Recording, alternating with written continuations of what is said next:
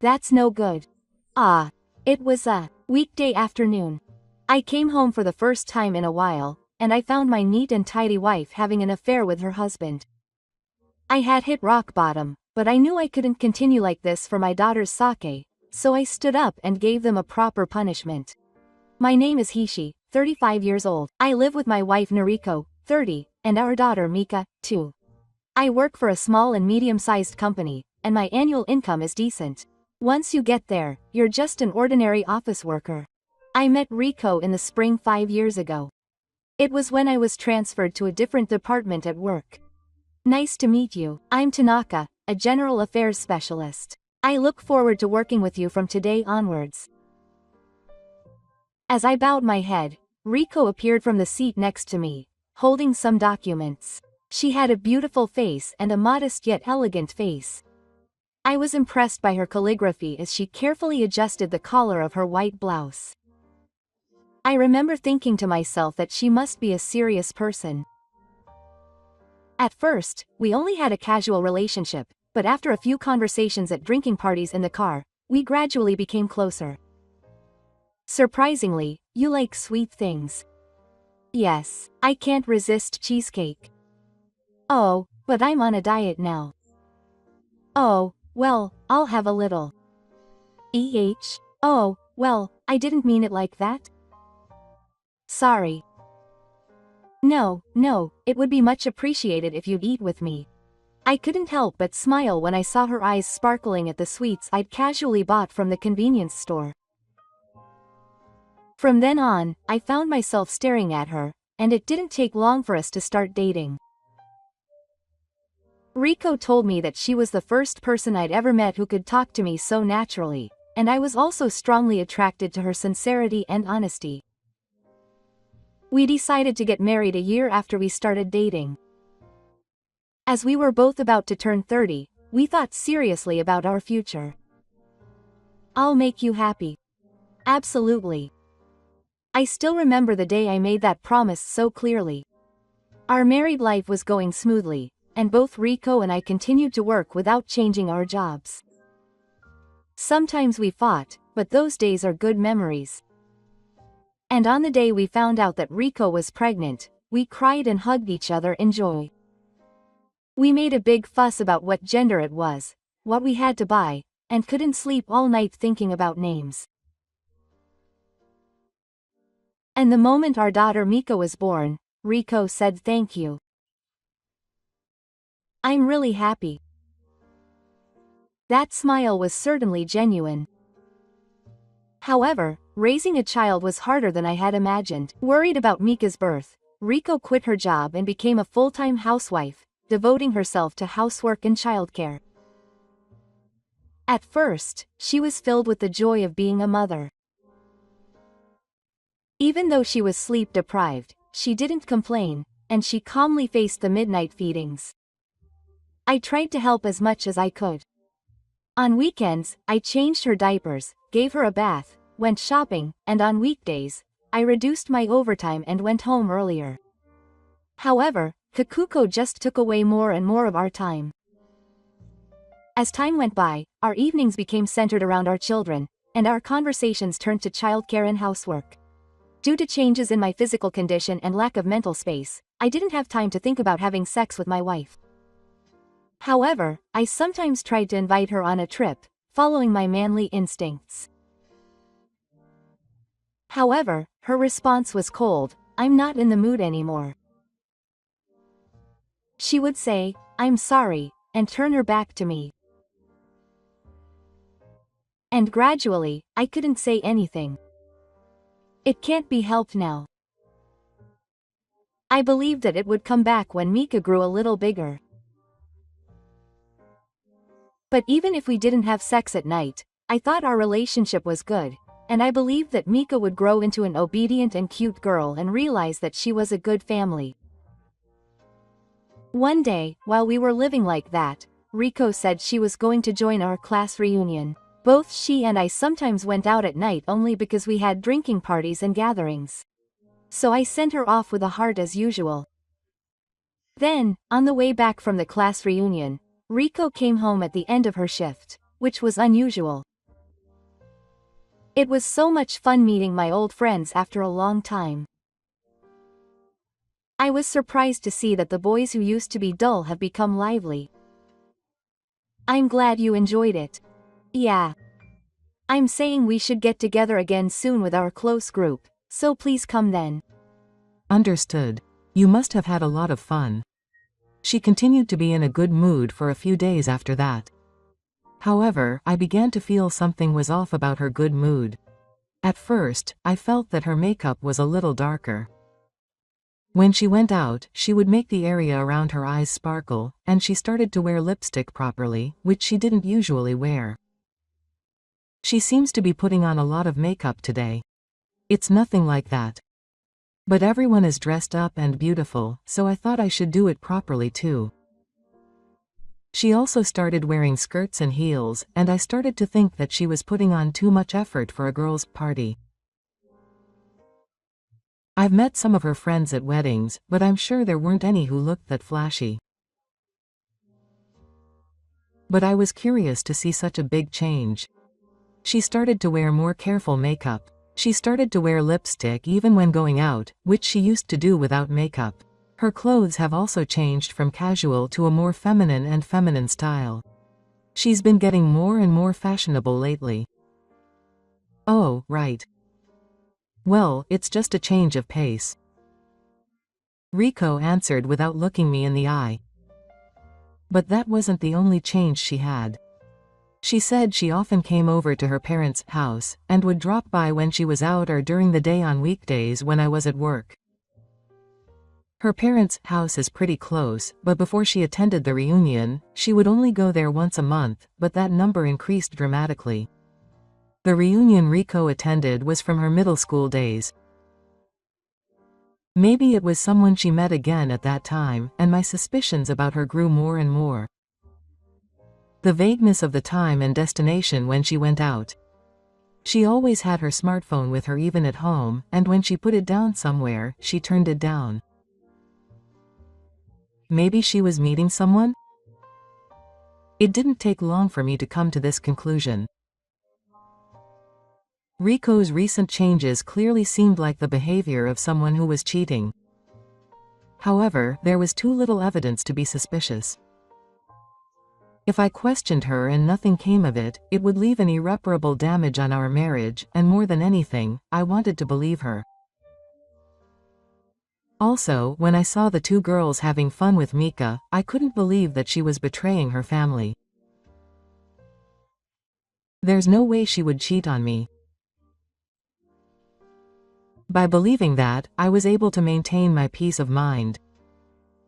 However, it was a cruel reality. One Friday afternoon, I forgot to bring some documents to the office to submit to a client, and had to go back home to get them.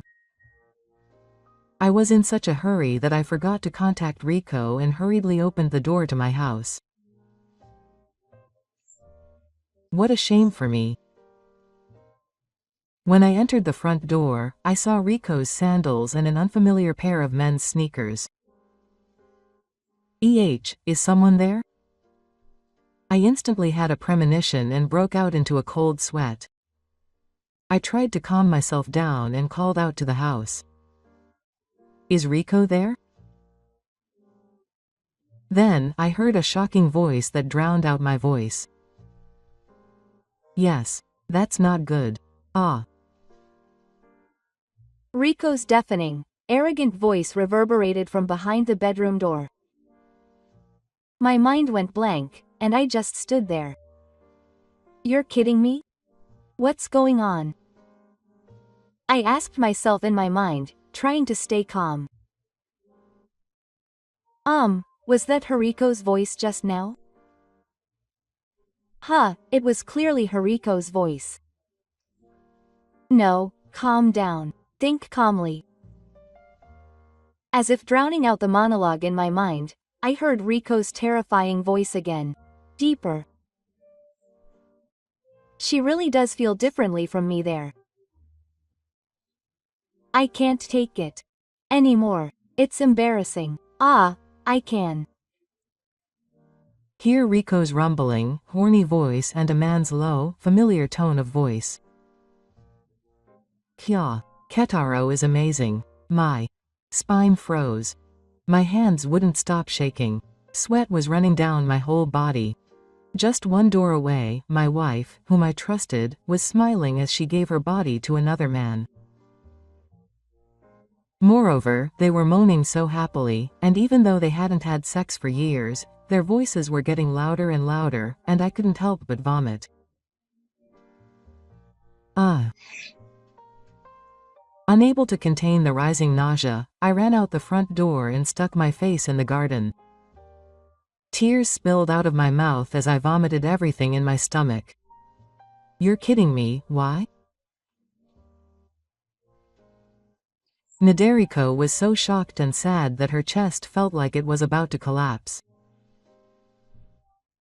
I felt something important inside my body crumbling with a sound. I couldn't stay sitting still any longer, so I left the place as if I was running away. I don't remember much after that. I missed an important consultation, but my boss managed to cover it up and I was able to cry. When I explained the situation, my boss was very present and said he would cover it up somehow, so I gave him a break. It would be even more painful, but you should definitely gather evidence properly. That's why he also advised me not to let his wife know that he found out about her affair. However, at this point, my head was already foggy and I couldn't think straight. Since that day, I couldn't taste anything I ate. I couldn't even swallow water. I asked for an extended day off from work, lied to both of my children that I wasn't feeling well, and stayed alone in Mika's room. I didn't want to go in when the spirits were sleeping, so I made up a good excuse that I didn't want to infect them. In my head, I knew I couldn't go on like this. I knew I had to think about the future, but my heart was broken and it was no good. Riko's moans kept coming back to my mind. My wife called out the name of another man in that exhausted voice. She had an expression of drowning in pleasure that I'd never felt before. I couldn't do it anymore. What did I do wrong? What was missing? I kept asking myself questions that I couldn't find an answer to. Every time I did that, my chest tightened and tears welled up. My daughter Mika's smile was the only salvation. Dad, I'm hungry.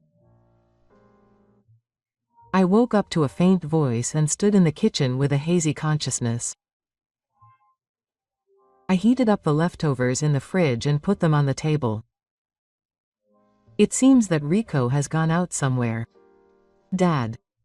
Looking at Mika's innocent smile, I felt my energy gradually rise, knowing that things couldn't continue like this. Anyway, I have to do something first. Even though I still have a wounded heart, as a father and husband, I still have to cut out the household chores of my life. I first checked the history of my phone. All the call history and messages on Riko's phone had been deleted recently. I also checked the sync folders for SNS and cloud photos. There was no record of the day Riko said she had gone to her parents' house. GPS is also off. Is she that thorough? That's tough. The idea of going out into the shadows once more came to mind. I had no idea about the man named Ketaro whom I met at the reunion. However, the obvious change in her since that day, and the fact that she had more and more openings at home, all connected. That night, when Riko came out of the bath, I asked her. Hey, Riko, I've been thinking something's wrong lately. Can you tell me the truth? Riko flinched for a moment. Her eyes shook a little. What are you talking about? What happened all of a sudden? Oh, how are you feeling? Feeling a little better? I smiled as I said this, but my eyes were clearly not smiling. I had a faint hope that we could start over depending on her reaction, but that thought disappeared in an instant. because I felt that Rico was not going to tell me the truth and was just trying to cover it up. So I didn't say anything more and acted as if nothing had happened on the surface. But in my heart, a determination was beginning to grow. I'll get evidence. I can't let it end like this. There's no way I can pretend I didn't know anything. And that determination gradually turned into resolve, and I decided to make a plan to get revenge on them. First, I asked a detective agency to investigate Rico's infidelity. I told the person in charge about what happened the other day, and also told them that I wanted them to thoroughly investigate Ketaro's information. While waiting for the results of the investigation, I consulted with my boss about the future, and asked about a department with no overtime or a work style in order to get a serious relationship. I don't know what will happen in the future, but I have no intention of giving up on Mika's seriousness, so I started preparing to do everything I could. It would cost money, but I hired a lawyer, and we prepared for divorce and also prepared to get seriousness together. Then, about 2 weeks later, the results of Rico's infidelity investigation came. I hadn't seen Ketaro's face at the time, but it was strange that when I saw the two of them in the photos, Rico looked like a different woman. The Rico I knew was no longer there. There was evidence of them getting into the car together, kissing, and going into a love hotel. There was even evidence of constant behavior in the car, and it was getting interesting at this point. I calmly thought that they were a lovey-dovey couple who only had brains for what they were doing, like a high school couple. And I was able to obtain important information about Kentaro. Ketaro is married with a wife and children. He works as a sales representative for a local construction company. The affair has been going on for more than 3 months. They have sex 23 times a week. The main location on the 3 days was in the car at Hishi's house, a love hotel. He is known by those around him as a good father with no small worries. You ruin someone else's family, but you care about your own? Don't be ridiculous. With this evidence, I made further preparations. Then I invited Rico's parents and my parents to my house. I want to make it a surprise for Rico, so please keep it a secret. I also didn't forget to tell her that I'm sure everyone will be surprised. And the revenge plan was already in full swing. On the day that Rico said she was going to her parents' house as usual and left, I confirmed that Ketaro's car had stopped in front of Hishi's house, and I began to act. I had my parents and parents-in-law kill time at a nearby coffee shop. Well, shall we go now? Rico is inside the house. Hiroshi, what kind of surprise is this? I'm sure she'll be very surprised. Her mother, who doesn't know anything about it, seems to think that I'm preparing some kind of present for Rico, and I felt bad for her excitement next to me. When I arrived home and quietly opened the door, I thought it was closed, but it was unlocked. How much of a hurry do you want to do this? While making this remark, I gave everyone a signal to be quiet and let everyone into the house quietly. Then I headed straight for the bedroom and opened the door with force. Ah, Hiroshi. Why? Dad? Dad? In front of me, Noriko and Ketaro were naked and looking at us with surprised faces. The two of them hurriedly pulled the futon up, but in this situation, no excuses would be possible.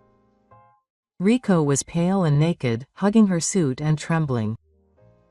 I already know everything about your relationship.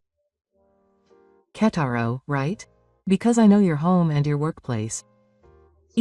That's a lie. Ketaro said in a faint voice, writing the date and checking Rico's face alternately. He must be terrified of what will happen next. It's over. You guys are the worst. Hiroshi, aren't you? Shut up, a shout rang out. My usually gentle stepfather turned red in the face and yelled. Are you still my mother?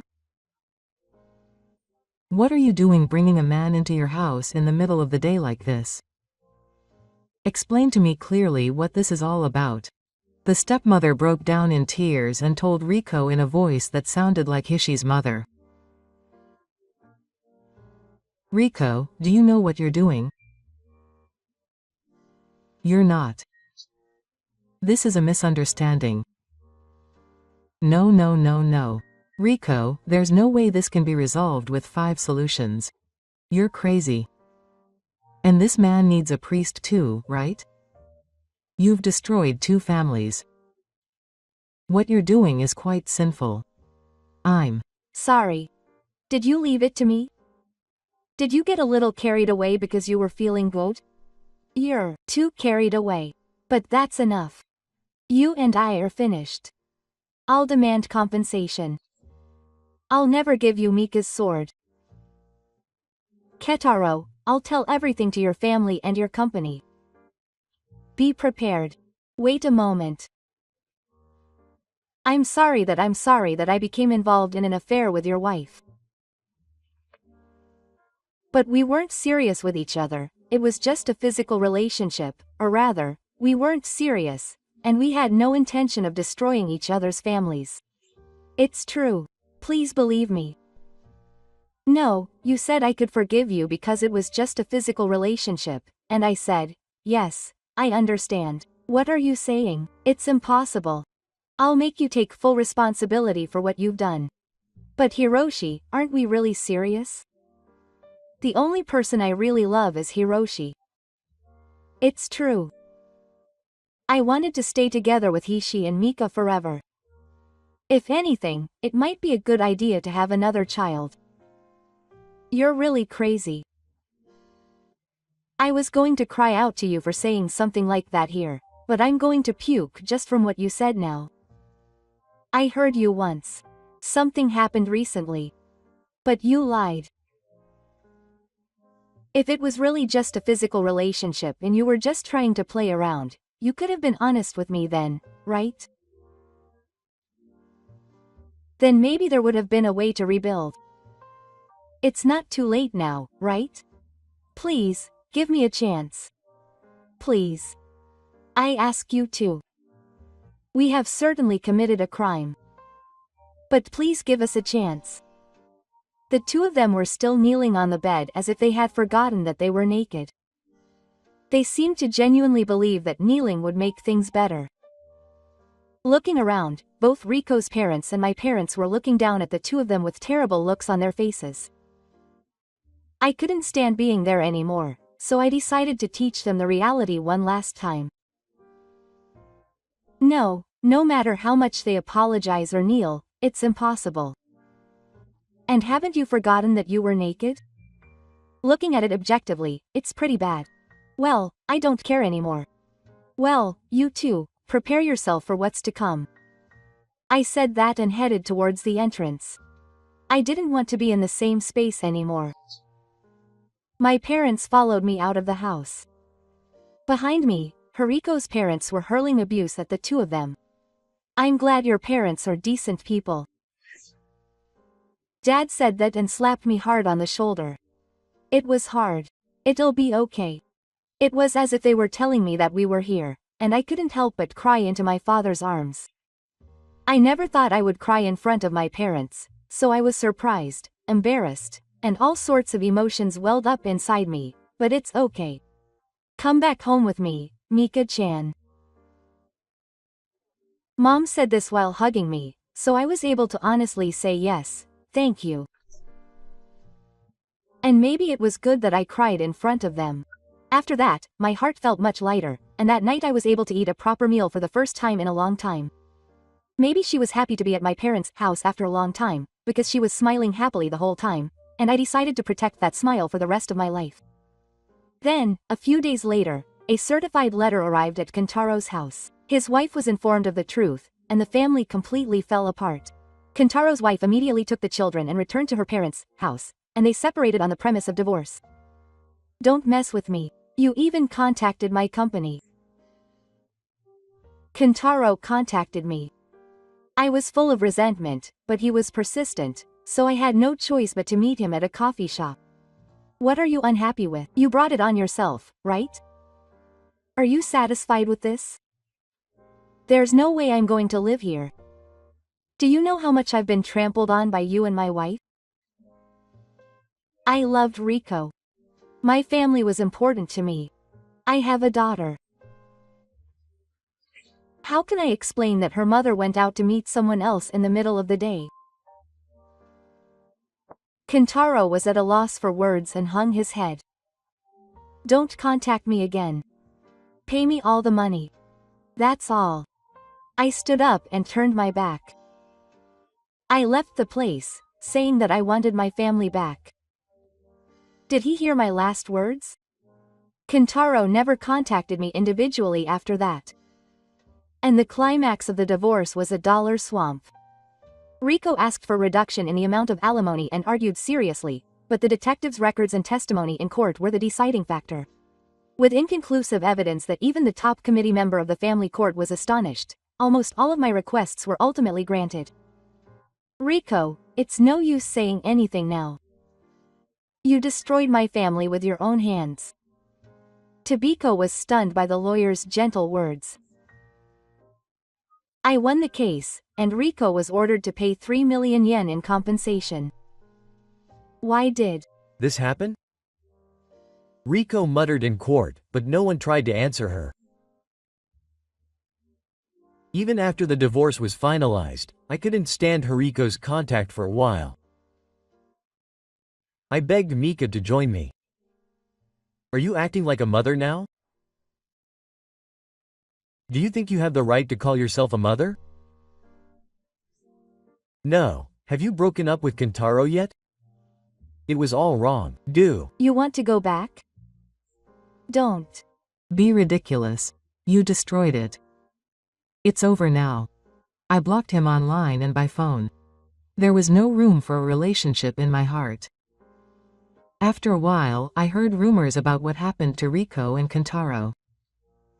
The two of them had become quite famous in their hometown. They were moved by their parents and distanced by their friends, so they left the town they were used to living in and moved to a distant provincial city. Apparently they're working at a cabaret club. It was a story about a poet I'd overheard by chance, who'd become a guarantor for Kentaro's debts and was even juggling night jobs. I didn't really respond. I just gently stroked the head of my daughter Mika, who was smiling in front of me. Daddy, you worked hard today, didn't you? Yeah, it's all thanks to Mika. Quote, a small hand stroked the Hishi book. Those hands were the greatest salvation for him right now. I'll never lose him again. I made a strong promise to myself. エミー、お前はどれほど俺をバカにすれば気が済むんだ。ごめんなさい。もう二度としないから、本当にごめんなさい。お前には罰を受けてもらう。俺の名前はヒロシ、サラリーマンだ。俺には10歳年下の妻がいる。名前はエミ。エミとの出会いは知人が開いてくれた飲み会。いわゆる合コンってやつだ。エミは参加者の中で一番年下で、とても可愛らしい女性だった。俺とは10歳も年の差があったし、相手にされるわけないと思っていたのだが、俺は恥ずかしながら彼女に一目惚れしてしまった。絶対に彼女と付き合いたいと思った俺は猛アタックを開始した。連絡先を聞いて何度もメッセージを送った。初めこそ戸惑った様子を見せていたエミだったが、何度か連絡を取るうちに俺に心を開いてくれるようになった。何度かデートを重ねてから俺は彼女に言った。俺と付き合ってほしい。すると彼女は驚きの返事をした。私、ヒロシ君との年の差に悩んでたんだけど、デートをするうちにそんなの気にならなくなったの。ヒロシ君とはすごく気が合うなって思う。こんなこと言うの変かもしれないけど、付き合うっていうよりも結婚しちゃわない？まさかの返答に俺は目を丸くした。結婚してほしいなんて、そんなの願ったり叶ったりだ。もちろんだよ。結婚しよう。こうして俺たちは結婚することにした。でも、この結婚はそうすんなりとはいかなかった。俺の母がエミと俺の年の差を気にして結婚に反対したからだ。10歳も下の子？そんな若い子、あなたのお金が目当てで近寄ってきたに決まってるわ。俺が結婚を決めたと伝えに行くと、母はそう言って怒った。まだ会ったこともないのに、そう決めつけるのはやめてくれ。エミはそんな子じゃない。いいえ、会わなくてもわかる。世の中そんなに甘くないのよ。若い女が結婚を望むなんておかしいじゃない。だけどもともと声をかけたのは俺からだ。エミは最初俺との年の差を気にして、そんなに乗り気じゃなかったくらいだ。とにかくこの結婚には母さん反対です。ひどいこと言うなよ。俺はもう子供じゃない。母さんが反対でも、俺はエミと結婚する。俺たちは愛し合っているから、母さんの許可なんて必要ない。何度か話し合いに実家に赴いたが、母の様子は一向に変わらなかった。何回来ても同じよ。母さんが許すことはない。もういい。俺は本当に結婚する。もう俺のことは構わないでくれ。俺は母にそう吐き捨てて、半ば強引にエミと結婚した。母は最後まで反対し、ついには結婚式にも参列しなかった。エミはそのことをとても気にしていたけど、俺は気にしなくていいと言い切った。結局エミと母は一度も会うことなく、関係性は最悪だった。唯一俺たちの味方をしてくれたのは妹のかな子。かな子は俺の家族の中で唯一の参列者となった。お母さんに結婚式には行かないとって説得したんだけど、本当に頑固で。ごめんね。いいんだ。ありがとう、かな子。かな子だけでも来てくれて嬉しいよ。エミちゃんも、とんでもない母でごめんね。今日は本当におめでとう。いえ、お姉さん本当にありがとうございます。そんな状態で始まった結婚生活だったけど、待っていたのは素晴らしい生活だった。エミは俺にとても尽くしてくれた。家事に専念したいからと仕事を辞めた彼女は、俺が仕事から帰るとたくさんの食事を食卓に並べて待ってくれていた。いつも家は綺麗だったし、とても居心地が良かった。これまで一人暮らしが長く、誰もいない家に帰る寂しさが当たり前になっていた俺にとって、エミの待つ家に帰ることはこの上ない幸せだった。そのまま俺たちは喧嘩らしい喧嘩もすることなく、あっという間に結婚5年を迎えた。5周年の記念には、エミがずっと行きたいと言っていたホテルディナーを予約した。俺、毎日こんなに幸せでいいのかなっていうくらいに幸せだよ。私も、それにこんなに素敵なところに連れてきてくれて、本当にありがとう。いやいや、エミにはいつもいろんなことを任せてしまって、本当に申し訳ないと思っているからね。感謝してるよ。それが私の仕事だもの。当たり前よ。そんな控えめなところも本当に大好きだ。エミ、愛してるよ。やだ、こんなところで恥ずかしいよ。エミはそう言って顔をあからめた。5年経っても、俺は彼女のことが可愛くて可愛くて仕方なかった。俺たちは愛し合っている。そこに年の差なんて関係ない。俺はそう思っていた。あの時までは。ある日の朝、とても久しぶりにかな子から連絡があった。お兄ちゃん久しぶり。ちょっと話したいことがあるんだけど、時間取れる？わかった。仕事帰りに我が家に寄ってくれないか。それが、エミちゃんには聞かれたくないの。お兄ちゃんだけ外に出れない？そうなのか？じゃあ昼に近くのカフェで。会社の休憩時間によるよ。俺にだけ伝えたい話とは一体何なんだろう。妙な胸騒ぎがした。昼、約束のカフェに向かうと、もうかな子は来ていた。ごめんな、お待たせかな子。お兄ちゃん久しぶり。私も今来たところだから。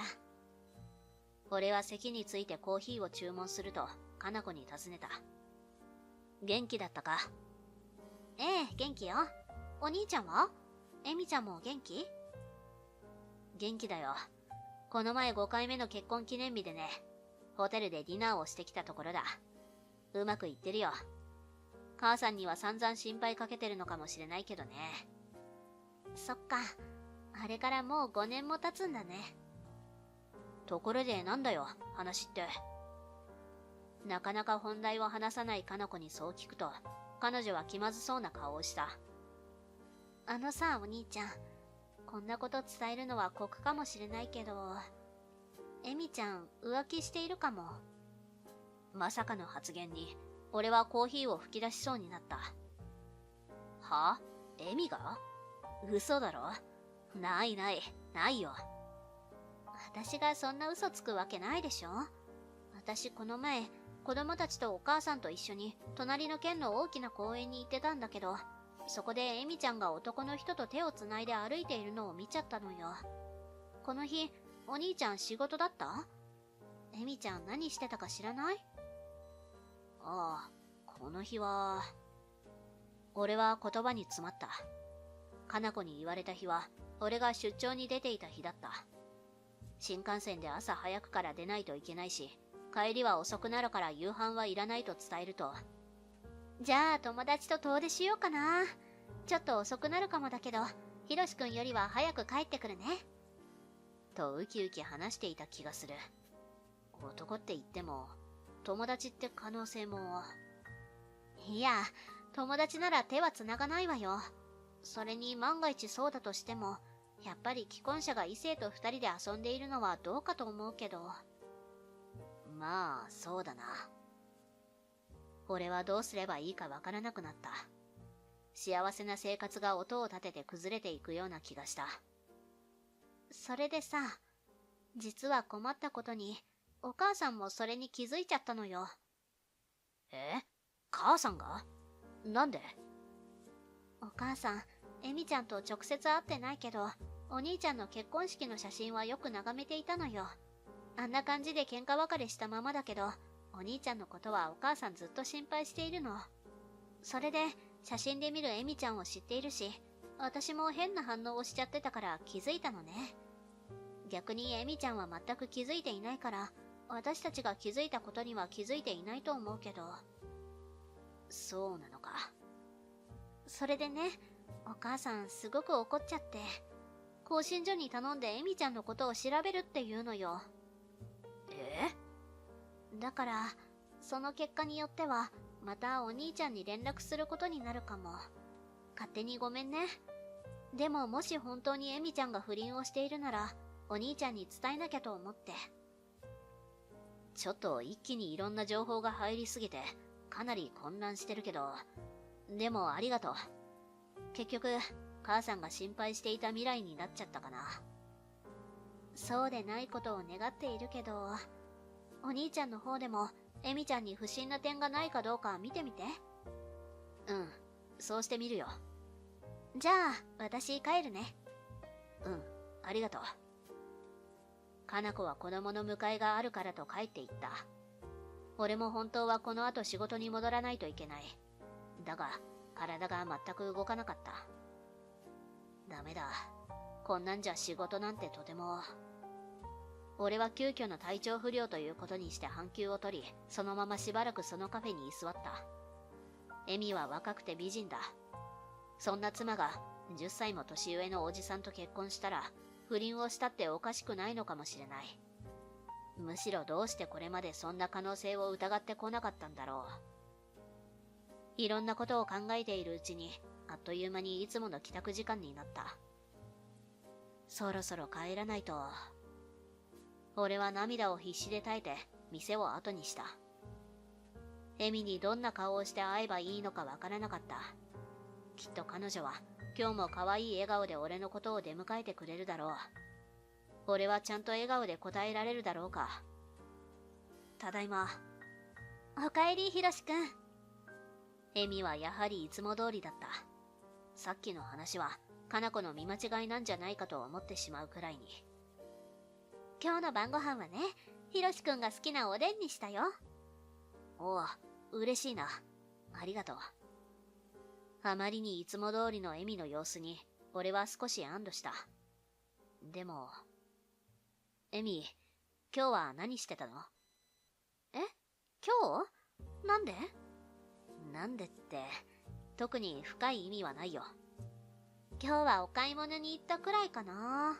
特に何にもなかったけど。そっか。それならいいんだ。なんでもない。そう？とっさに聞いた質問に、なんでと聞き返したエミの顔が少しこわばっていた気がして、俺は再び不安に襲われた。昼間のかな子の言葉が頭の中で響いた。どうしよう。何かエミが無実であることの確証が欲しい。そう思った俺は夜中行動に出た。エミが完全に寝静まっているのを確認して、エミのスマホを覗き見ることにしてみたのだ。こんなこと、たとえ夫婦でも絶対やっちゃダメなことだよな。そう分かってはいても、俺はもう自分の行動を止められなかった。エミの指をそっと持って、スマホの指紋認証を解除し、メッセージアプリを開いた。エミ、嘘だろ。嘘だと言ってくれ。アプリを開いた瞬間、俺は愕然とした。明らかに男と思われる鈴木一馬という人物から何通かメッセージが届いていたからだ。エミ、連絡遅くなってごめん。仕事で遅くなっちゃった。この前は楽しかったね。またエミの料理食べたいから作ってきてよ。なんだよこれ。俺は罪悪感と興味と恐怖、いろんな感情を抱きながらアプリ内のメッセージを読み進めた。遡ると、かな子がエミを目撃したという例の日のメッセージも見つかった。今日は楽しみ。うちの旦那はさっさと出て行ったし、最高の一日。カズマくん早く迎えに来て。俺も楽しみだよ。ちょっとあんまり早く出ると嫁が不審がるからさ。ちょっと待ってて。早くエミのことを抱きしめたいよ。もう、いつ奥さんと別れてくれるの？だから子供が大きくなるまで待ってて。俺の心はエミにしか向いてないから、子供さえ大きくなったらすぐに迎えに行くよ。嫁のことはもう本当にどうでもいいと思ってるからさ。エミは俺が迎えに行くまでは、あの年上旦那様にうまく養ってもらってくれよ。ほんとあの旦那は収入がいいところしか取り柄ないからな。仕事辞めても文句も言わず養ってくれてありがたいよ。まあそうじゃなきゃ結婚しなかったけど、金持ちじゃなきゃおじさんの世話なんかしないって。ひどい女だよエミは。エミの本性を知ったら旦那さん驚くだろうな。絶対に隠し通すから大丈夫。私の本性を知ってるのは仕事を一緒にやってきたカズマくんだけ。読み進めていくうちに俺はだんだん吐き気がしてきた。俺はエミのことをこれっぽっちも分かっていなかったようだ。エミはこんな女だったのか。母さんが心配していた通りのことが起きてしまった。俺は嗚咽しながらエミのメッセージを自分のスマホに転送した。1週間後、かな子から連絡が来た。お兄ちゃん、更新所から連絡が来たんだけど、会える？言われなくとも結果は分かっている。そう思いながら、俺は久しぶりに実家に顔を出した。久しぶり。ただいま。ヒロシ。久しぶりに帰った俺を母は抱きしめた。いくつになっても母にとって俺は子供だ。本当にあんたは、こんな年にもなってお母さんに心配かけて。ごめん。でも、母さんも頭ごなしにあんたの結婚を否定したのは本当に良くなかったと思ってる。悪かったね。いいんだよ。もういいんだ。元気のない俺の様子を見て、かな子が言った。お兄ちゃんもしかして、エミちゃんのこと何か分かった？俺はうなずいた。エミのさ、スマホを覗いちゃったんだ。男として最低だと分かっているけど、止められなかった。そしたら、エミが不倫している証拠が大量に出てきたよ。写真もメッセージもいっぱい残ってた。そう。ここに更新所からの結果が入ってる。あんたの言う通り、あの若い女は不倫をしているそうだよ。これを突きつけて、すぐさま離婚しなさい。母が机に叩きつけた更新所からの封筒には、エミが不倫相手と逢瀬を重ねている様子が収められた写真が何枚も入っていた。そして相手の情報も入っていた。相手の男はアプリの名前の通り鈴木一馬。エミの社会人時代の上司らしい。二人は俺たちが結婚してから1年ほどしてから再会。不倫関係になっていったという。相手にも妻子があり、ダブル不倫なんだそうだ。4年間も、俺は気づかずに。俺は封筒を握る手に力を込めた。とにかく早く離婚しなさい。母さんが今からあんたの家に行こうか？やめてよ。そんなことはしなくていい。ちゃんと言うよ、俺の口から。俺が選んだ相手だ。幕引きは俺自身がする。母さんとかな子はここまでにしてくれ。いろいろとありがとう。俺は母を総制して家を出た。絶対にエミと不倫相手に復讐してやる。そう思いながら。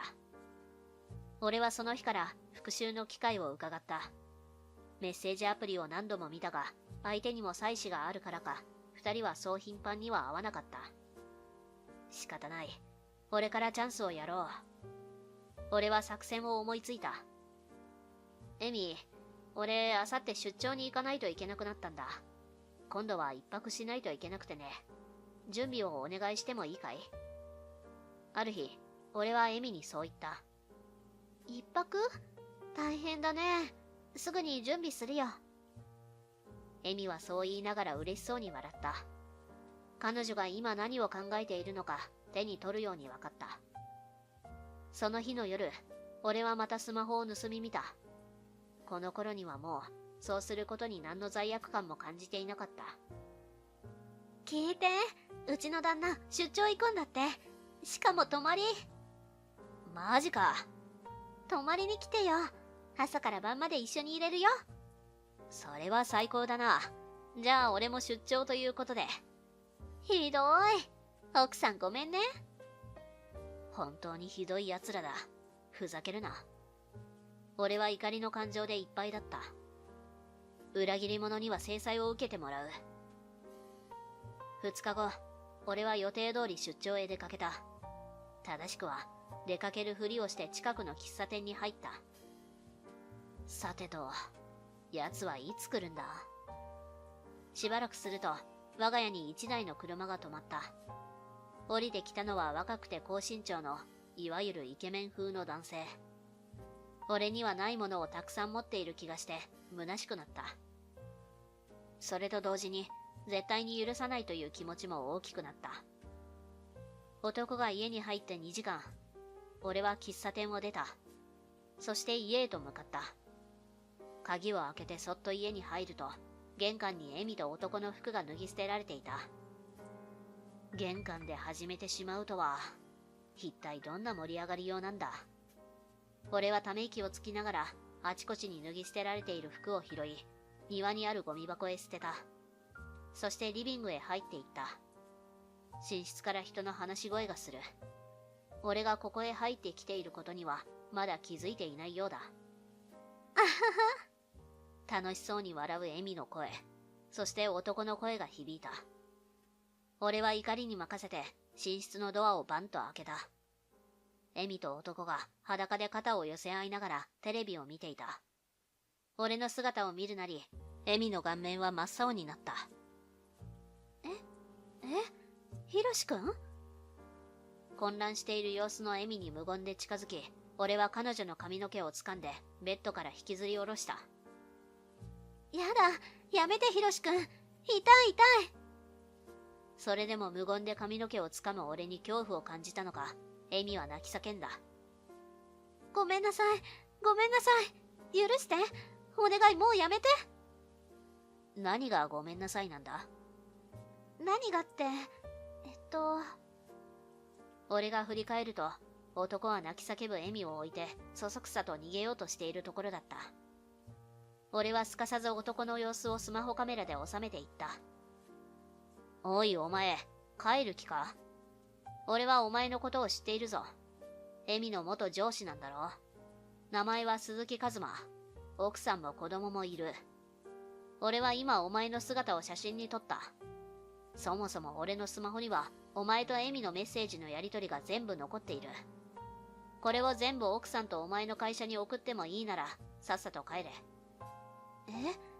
なんでそんなこと知ってるの？お前らは俺のことを見くびりすぎていたようだ。俺が気づいていないとでも思ったか？エミ、お前のせいだぞ。このおっさんは気づいてないって言ったじゃないか。まさかお前、俺が嫁と別れないからって、俺のことをはめたのか？何よその言い方。そんなわけないじゃん。最低。男は俺の前に来て土下座をした。本当にすみませんでした。俺はエミさんにそそのかされただけなんです。結婚生活のことでちょっと相談があると言って呼び出されて、それから。でも、もう別れます。そして何でもします。お金も払います。どうか家族にだけは。はあ？何言ってんの？全然別れる気ないじゃん。それに私のせいなわけ？お前のせいだろ。それに、嫁と別れるなんて、あんなの嘘に決まってるだろ。お前みたいな美人でバカな女は不倫相手くらいにしておくのがちょうどいいんだよ。何よそれ最低。目の前で起きている血話喧嘩は、もう見ていられるものではなかった。もういい。もういいよ。まさか許して。お前、俺の代わりにエミのことを殴ってくれ。そしたら許してやる。俺はもうエミに腹が立って仕方ない。でも、彼女を殴ることはできない。だから俺の代わりに殴れ。俺はもう自分でも何を言っているのかよくわからなかった。とんでもないことを言っているのは分かっていたが、この時の精神状態は普通ではなかった。でも、何してる？じゃあ奥さんに話していいんだな。俺はスマホを握った。わかりましたから。わかったって一体何言ってん？次の瞬間、男はエミのことを殴っていた。俺の大切な女が見知らぬ男に目の前で殴られている。気が狂いそうだ。俺は男がエミを殴っている様子をカメラに収めた。何撮って？これを持って警察に行く。はあ？おいおっさん、約束が違うだろ。ダメだ、警察へ行く。お前みたいなクズ野郎は一度警察の世話になるべきだ。俺はそう言い残すと、一目散で警察へと向かった。おい待て。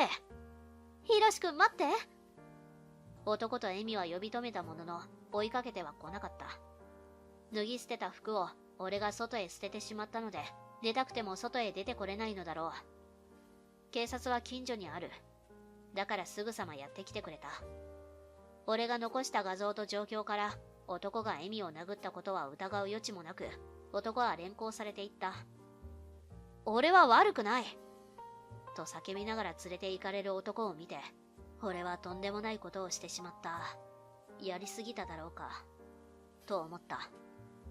俺は自分の中に眠る狂気に恐怖と驚きを感じずにはいられなかった。エミにも怖い思いをさせてしまった。一度は深く愛した女をあんなにも傷つけてしまうことは男として最低だったと思う。でも彼女に裏切られたショックと怒りはこうすることでしか処理できないほどのものだった。俺は自分の罪を背負って今後も生きていかないといけないのだろう。警察へ行った男とエミは俺が殴れと指示したことは言わなかった。言えば俺が次に何をしてくるのかわからないという恐怖があったからかもしれない。警察沙汰になったことで男は家族に不倫の事実がバレてしまい離婚することになったらしい。エミには夫婦仲が悪いと話していたようだが、実際にはそんなことは全くなく、近所でもおしどり夫婦として有名だったようだ。奥さんも俺のように強い憤りを感じたことだろう。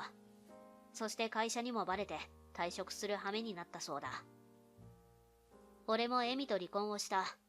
もう俺に対して恐怖しか感じていない彼女はすんなり離婚に応じた。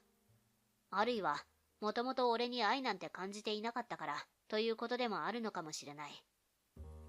もちろん慰謝料も請求させてもらった。エミには毎月多額のお小遣いを渡していたから、そこから返してもらうつもりで請求したわけだが、なんと驚くべきことに、彼女は全ての金を使い切っていたらしい。いつか子供ができた時のために貯めておくね。なんて言っていた彼女のことを、年の割にしっかりしているな、なんて思っていた自分が恥ずかしい。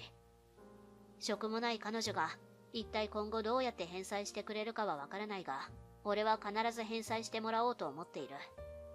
貧困に怯えながら払うことになるのだろうが、もうどうでもいい。すべての手続きが終わり、俺はエミと住んでいた家を売り払って実家に身を寄せた。ほら、母さんの見る目は間違ってなかったね。次は気をつけなさいよ。母はそう言って笑った。次は、だなんて気安く言ってくれるが、もう次はないかな、と俺は思っている。結婚はもうこりごりだ。